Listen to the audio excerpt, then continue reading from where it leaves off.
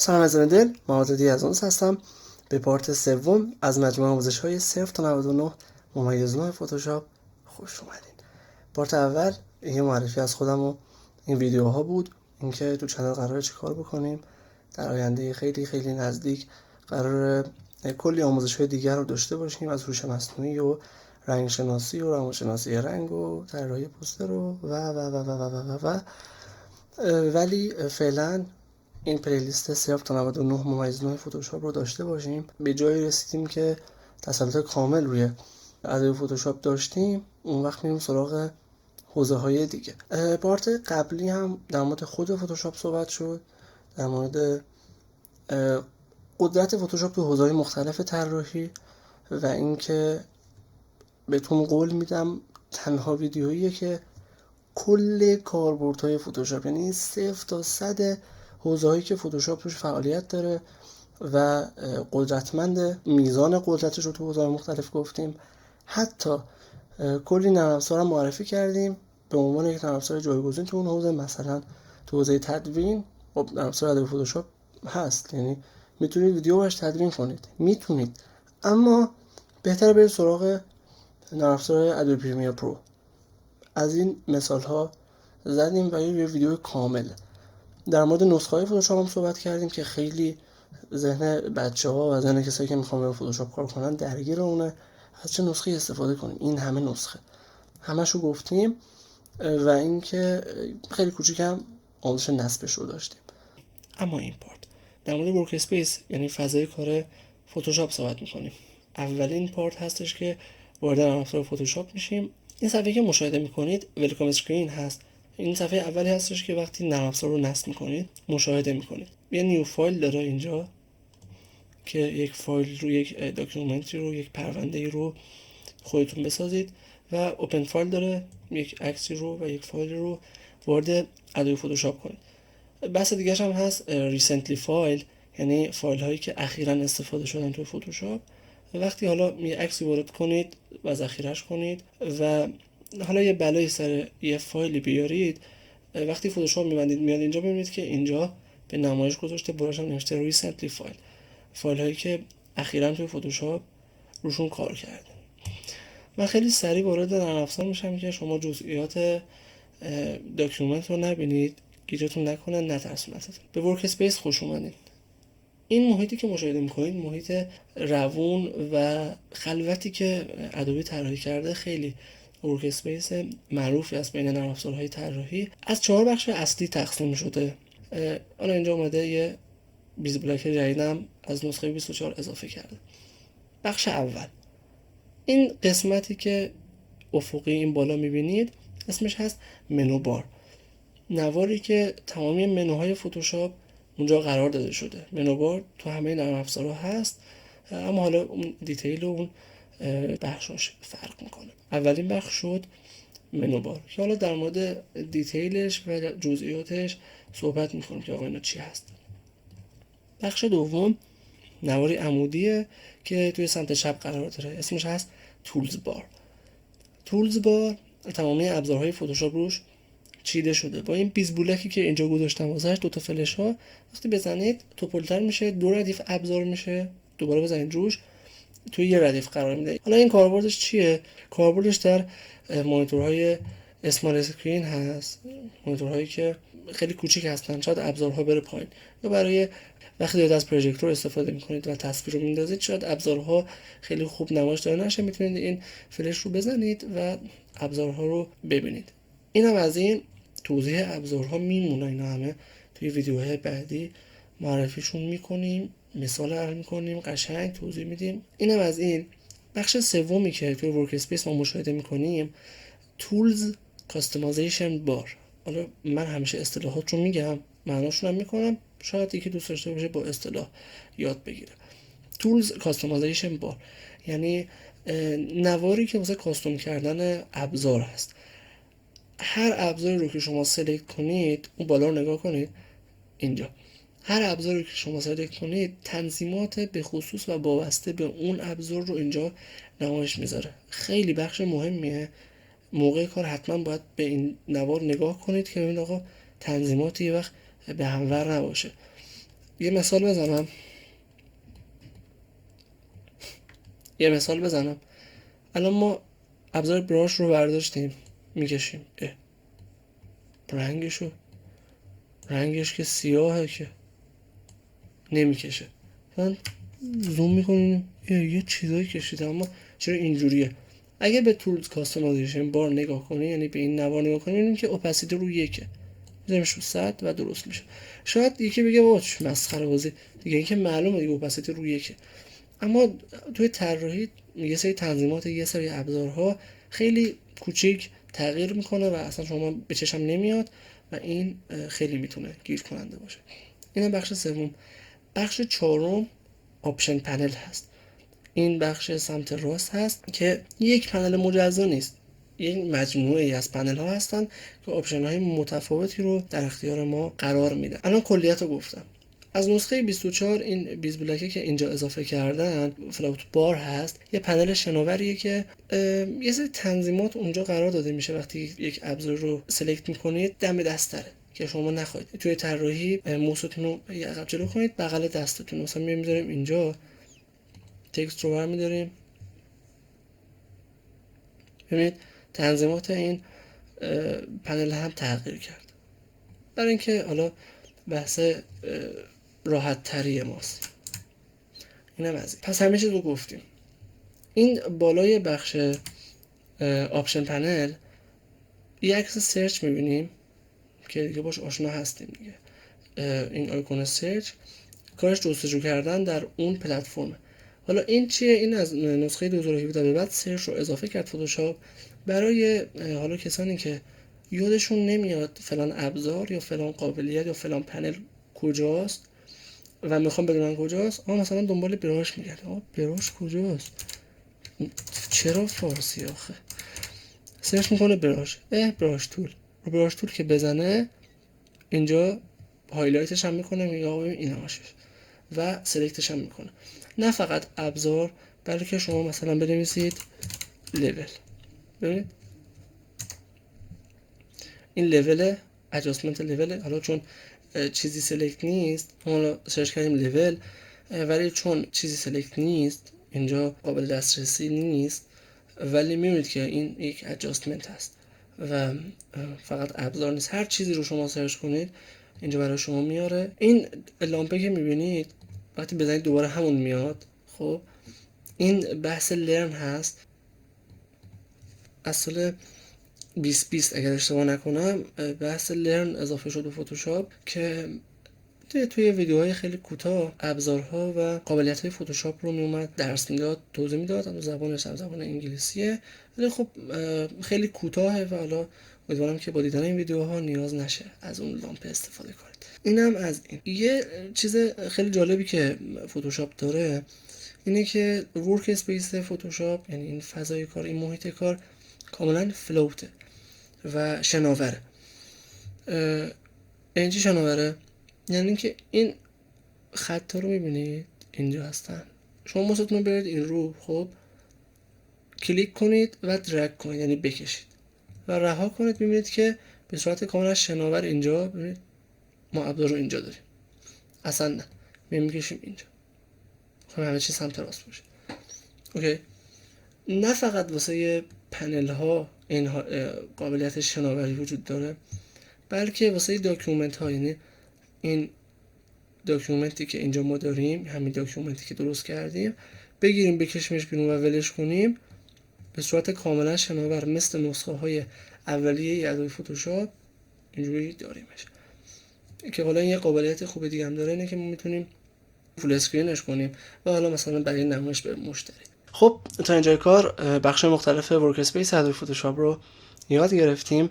اگر تا اینجای کار ویدیو مورد پسندتون بود و مطالبی که یاد گرفتین مفید و براتون جدید بود، ویدیو ما رو لایک کنید. اگر هم دوست داشتین با هم پیش بریم و نرم افزار فتوشاپ رو یاد بگیریم، طراحی، سبک‌های طراحی، آموزش تخصصی هوش مصنوعی و کلی چیزای دیگه، چنل منو سابسکرایب کنید تا گممون نکنید. بریم سراغ ادامه ویدیو. میریم برای ساخت یک ورک اسپیس و یک ورک اسپیس اختصاصی که خودمون کاستومش کردیم. سمت آپشن پنل نگاه می‌اندازیم، می‌بینیم خب ببینید این کالر من همیشه عادت دارم میام اینجا، از اینجا کالر پیکر رو باز میکنم، از اینجا. پس پنل کالر کاربردی برای من نداره، میکشمش بیرون و این زبدارش رو میدم. میگیم که آقا این پنل لیره، این پایین ادجاستمنت ها هست، این بالا گرادینت و پترن وجود داره. پس گرادینت و پترن هم میکشیم بیرون. آقا خب اونجا هست دیگه، من عادت کردم اونجا بیارم. سواچز باشه. کامنت، من کامنت واقعا کاربردی برای من نداره. روش کلیک میکنید، میاد روی این خطچینا و کلوز رو میزنید یا میکشیدش بیرون، دوباره میکشیدش بیرون، ضبط. من میخوام هیستوریم همیشه بلند باشه و مشاهدهش کنم. اوکی. ادجاستمنت هم که گفتم، ادجاستمنت ها اون پایینه، من اینجا اصلا ورش نمیدارم. حساب و اکانت ادوبی هم که نداریم، طبیعتا نداریم چون پولیه. پس لایبرری هم اصلا به کار ما نمیاد، خدا نگهدار. پراپرتیز که خب خیلی مهمه جلومون هست. لیر هست، اما میگم لیر هم میخوام همیشه جلو دستم باشه. خب ما این تغییرات رو اعمال کردیم، میخوایم چیکار کنیم؟ میخوایم ورک اسپیسمون اینجوری باشه. اوکی. میایم این گوشه بغل همین لرن، همین لامپه میزنیم و رو اسنشیال میبینید تیک روشه. نیو ورک اسپیس رو میزنیم. اوکی. نیو ورک اسپیس اسمش رو میذاریم مای اسپیس، فضای من. اگر تغییر کنید کیبورد شورتکات و منوها اینا هم دادیم، تیکشون رو میزنیم. الان این ورک اسپیس ساخته شد. وقتی بیایم اینجا میبینید که مای اسپیس هست. من قبلا یه مای اسپیس ساخته بودم، پاکش نکردم. اینم از این. اوکی، درستش کردم. حالا برمیام تو اسنشیال. چرا هنوز اینجوریه؟ چرا شبیه مای اسپیسه؟ من میخوام برگردم به اون استاندارد اولیه. نگرانی نداره. دوباره برمیگردیم اینجا، روی ریست اسنشیالز میزنیم. حالا هر اسمی که داره ورک اسپیس، این چون اسنشیال اسمش، ریست اسنشیالز رو میزنیم. برگشت به همون حالتی که میاد لایبرری و اینا، همون که حذف کردیم. برگشت به همون حالت. پس با چی؟ با ریست اسنشیالز. حالا به صورت کلی میگم ریست ورک اسپیس. اینم از این. بحث بعدی اینه که ما گفتیم ابزارها که در تولز بار هستن میتونیم مثل ورک اسپیس اونا رو هم تغییر بدیم، بعضیشون رو برداریم از جلوی چشمون، چجوری بیشتر بریم دم دستن. روی این نقطه‌چه میزنیم، کلیک راست، ادیت تول بار. خب وقتی ادیت تول بار رو زدیم، میایم به ابزارهایی که نمیخوایم درگ میکنیم، یعنی میکشیم میندازیم اینور. این آرت بورد توله. در مورد همه اینها توضیح میدم، طبیعیه که ندونید چیه. این آرت بورد تول میگیریم میندازیمش اینور. اوکی. رکتانگولار، الیپتیکال، سینگل رو برمیداریم، سینگل کروم هم برمیداریم. اوکی. میگه آقا من فریم تول استفاده ندارم. این فریم تول نگاه کنید دیگه، فریم تول اینجا نیست. اوکی. یه نکته ای میگه آقا الیپتیکال سلکشن، الیپتیکال مارکیو که سلکت دایره شکله، خب میگه من خیلی از این استفاده میکنم. چیکار کنیم؟ اینجا رو یه نگاه بندازید. الیپتیکال رو میگیرم میندازم بیرون، رها میکنم. الان به صورت مجزا خودش دم دسته و دیگه لازم نیست با کلیک راست سلکتش کنیم و سویچ کنیم. این عمله دیگه. تمامی ابزارها رو که خواستید به همین شکل ور میداریم میندازیم اینور. داونو که بزنیم این تغییرات ذخیره میشه. پس ببینید تا الان ما 4 بخش اصلی فتوشاپ رو گفتیم.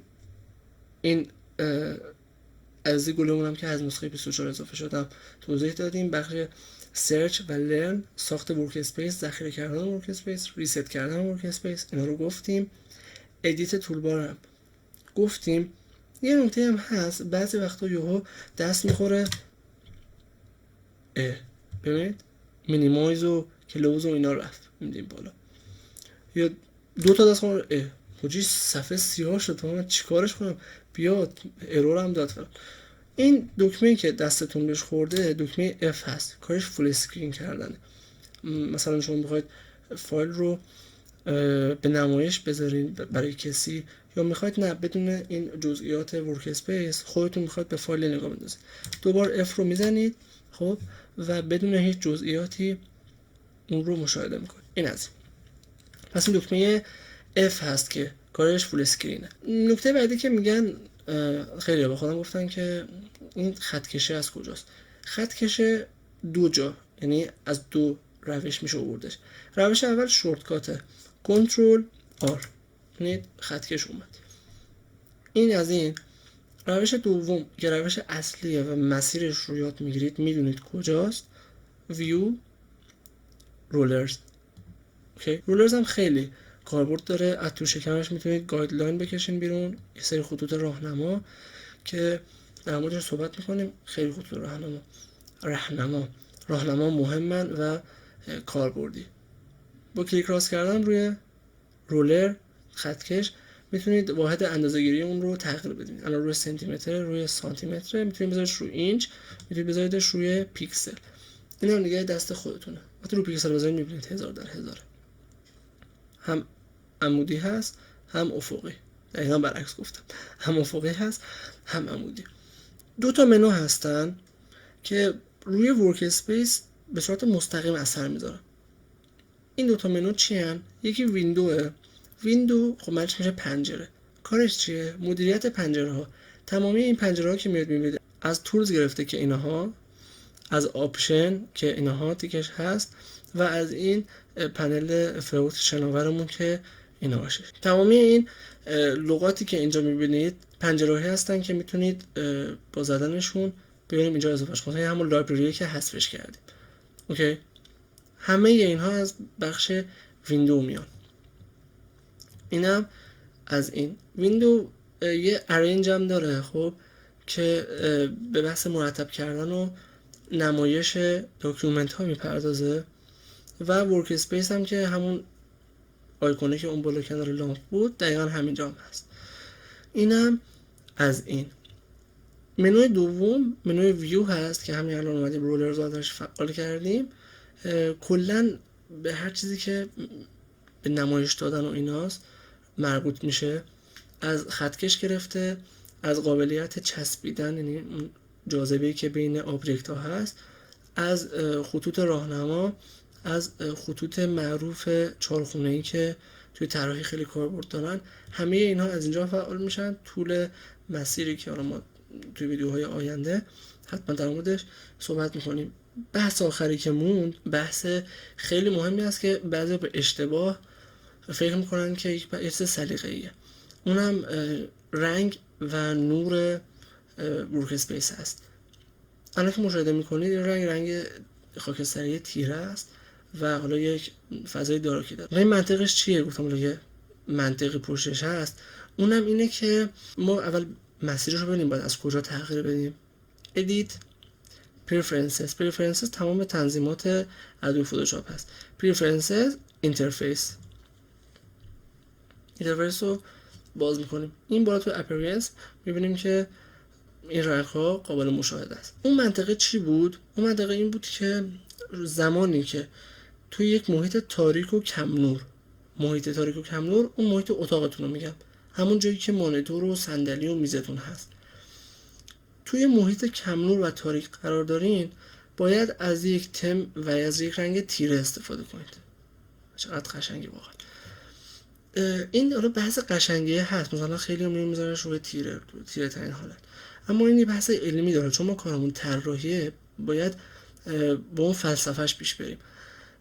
وقتی توی محیط تاریک و کم نور قرار داریم باید از یک تم تیره استفاده کنیم که مردمک چشم اذیت نشه، یعنی همه جا تاریکه، تمام تاریک باشه که مردمک حالت عادی داشته باشه. زمانی که توی محیط پرنور روشن مثلا چراغ هست یا مثلا آفتاب تابیده روی مانیتور یا روی میزمون، باید از یک نور و از یک تم روشن استفاده کنیم، مثل این که آی چشم درد گرفت و این. حالا این و این چون میانی هستن بیشتر واسه محیطی هستن که نور نورمال داره. اون بحث علمیش چیه؟ وقتی توی محیط تاریک قرار دارین مردمک چشم شما بسته میشه. خب وقتی میاد پای مانیتور میشینید و تم اینه، خب مثل یک چراغ عمل میکنه. الان چشم داره در میاد. مثل یک چراغ عمل میکنه و مردمک چشم شما باز میشه. وقتی مردمک چشم شما باز میشه به اشتباه میندازه شما رو توی طراحی و توی کالر کارکشن، توی تغییر رنگ و نور شما رو به اشتباه میندازه. دقیقا برعکسش هم هست، اون فضای تاریک، فضای پرنور، اینا هست. امیدوارم که به اینم دقت کنید. این هایلایت کالر به صورت دیفالت همون رنگی که انتخاب میکنید خب میاد توی حالت روشن ذره تیره ترش میکنه، تو حالت تیره ذره روشن ترش میکنه. اما وقتی بذارید رو بلو همیشه رنگش آبیه. این تغییر سلیقه‌ایه و خوبه بعد چند وقت عوضش کنید. با این بخش کاری نداریم، اما این بخش خب یو آی اسکیلینگمون، وقتی شما از یک مانیتور و یک اسکرین های رزولوشن استفاده میکنید، خب این رزولوشن بالایی داره، خود فوتوشاپ به صورت اتوماتیک این رو متوجه میشه خب و سایز یو آی این ورک اسپیستون رو، یعنی متن ها و حالا آیکون ها و اینا رو به صورت خودکار با مانیتورتون تنظیم میکنه. اما اگر حالا یک مشکلی توی کارت گرافیکتون و درایور کارت گرافیکتون باشه، این شاید به صورت خودکار انجام نشه. اینو شما میذارید روی 100، اگر جواب نداد میذارید روی 200. دقیقا مثل دیسپلی ویندوز میمونه. اینم از این. و بهتون بگم مثلا بذارید روی 100، خب اوکی کنید چی نمیشه. خب شما باید سیستم رو ببندید، یعنی فتوشاپ رو ببندید و دوباره باز کنید. یه چیز روش 60-70% تنظیمات ادوبه فتوشاپ با بسته شدن، یعنی ریستارت شدن نرم افزار اعمال میشه. اینم از این بحث نوررنگ ورک اسپیس بود. به آخر ویدیو رسیدیم. میخواستم یه سری مطالب رو بگم که مربوط به ورک اسپیس نبود و مربوط میشد به اون ذخیره سازی فتوشاپ، که فتوشاپ فایل ها و تمپ ها رو کجا ذخیره میکنه، بعد چند وقت اونا پر میشه، بعد خالیش کرد. اینا رو توی ویدیو دیگه میگم که حالا یه سری تنظیمات در مورد فضای ذخیره سازی رم هست، اونم میخواستم بگم، ولی چون تایم این ویدیو یکم زیاد شد، میگم ورک اسپیس خیلی مهمه، اینو یاد بگیرید دیگه شما آشنا هستید با فتوشاپ. خیلی ممنون که تا اینجا ویدیو با من همراه بودین. این کاری که من بهتون میگم هیچ هزینه‌ای نداره، لایک و کامنت و سابسکرایب، اما خیلی دلگرمی و انرژی به من میده. حتما به دوستاتون معرفی کنید.